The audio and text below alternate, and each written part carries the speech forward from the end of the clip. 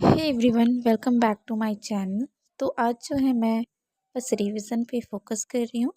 जैसे कि मैं जितना टॉपिक पढ़ लिया है पॉलिटी का, उसका 3 टॉपिक रिवाइज कर रही हूँ। तो मेरा रिवीजन करने का तरीका जो है, बुक को पढ़ने के बाद उसका शॉर्ट नोट्स बना लो। मेरे पास तो शॉर्ट नोटबुक अभी अवेलेबल है, लेकिन फिर भी उसमें जो है अच्छे से एक्सप्लेन नहीं किया गया है।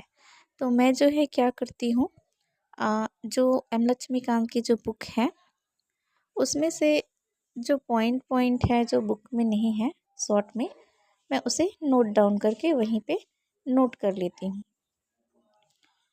तो इस तरीके से मैं उसका बार बार रिवाइज़ करती हूँ। जैसे मेरा रिवाइज़ करने का तरीका है, कई बार मैं बोल बोल के रिवाइज़ करती हूँ और लिख लिख के रिवाइज़ कर रही हूँ। तो कुछ कुछ का मैं जैसे कि शॉर्ट ट्रिक्स भी बना लेती हूँ, क्योंकि शॉर्ट ट्रिक बनाने के बाद उसे याद करना आसान होता है और हम लंबे समय तक उसे याद कर पाते हैं और याद करने में आसानी भी होती है। तो आज मुझे जो है मूल अधिकार, नीति निदेशक और मूल कर्तव्य याद करने हैं। चाहो तो आप इसे चार्ट फॉर्म में भी बना सकते हो, जिससे माइंड जो है जल्दी कैच करता है। आप चाहो तो शॉर्ट नोट बनाकर दीवार पर लगा सकते हो, क्योंकि बुक चाहे आप 10 या 20 बार पढ़ लो, वो याद नहीं रहता है। उसका शॉर्ट फॉर्म में बनाया नोट ही याद रहता है और रिवीजन में भी आसानी होती है।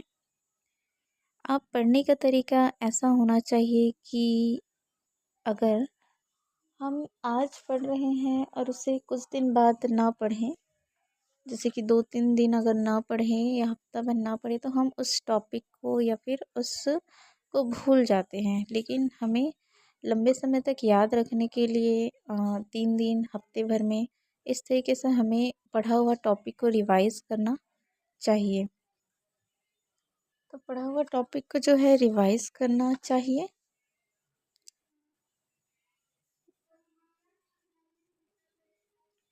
कई बार ऐसा होता है कि हम बुक तो पढ़ते जाते हैं, पूरा टॉपिक भी कंप्लीट हो जाता है, लेकिन हमें याद नहीं रहता है, हम भूल जाते हैं। तो इससे कोई फ़ायदा नहीं होता है। इसलिए मैं रिवीजन पे ज़्यादा फोकस कर रही हूँ। पढ़ने के बाद एमसीक्यू हल करो, जिससे हम अंदाज़ा लगा सकते हैं कि हमारे कितने प्रश्न बन रहे हैं और कहाँ गलती हो रही है।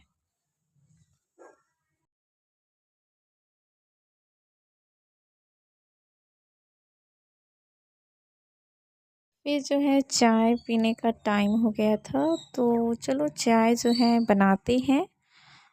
फिर उसके बाद चाय वाय जो है पीने के बाद थोड़ी देर में फिर से मैंने स्टार्ट करा। यहाँ पर मेरा बेटू जो है अभी सो रहा है, तो मैं अपना रिवीजन इधर कर रही हूँ।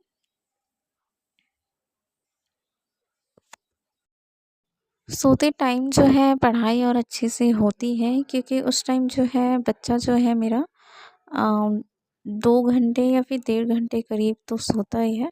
तो इस टाइम पे मुझे सबसे ज़्यादा अच्छा मेरा पढ़ाई हो जाता है। तो जैसे न्यू मॉम्स के लिए वही है कि जब बच्चा सोएगा तभी ज़्यादा अच्छे से हम पढ़ पाएंगे, ये रहता है। बाकी तो जब जगता रहता है, खेलता रहता है, तो बीच बीच में पढ़ाई को भी छोड़कर उठना पड़ता है।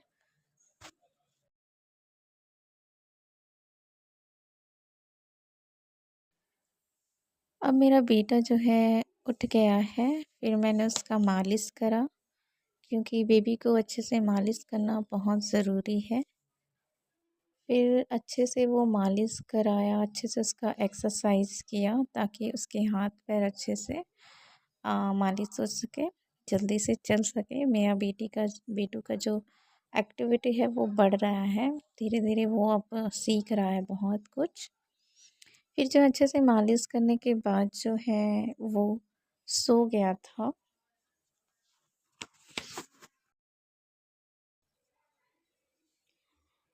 फिर मैं फ़्रेश होकर खाना वाना खाया, फिर आराम करी।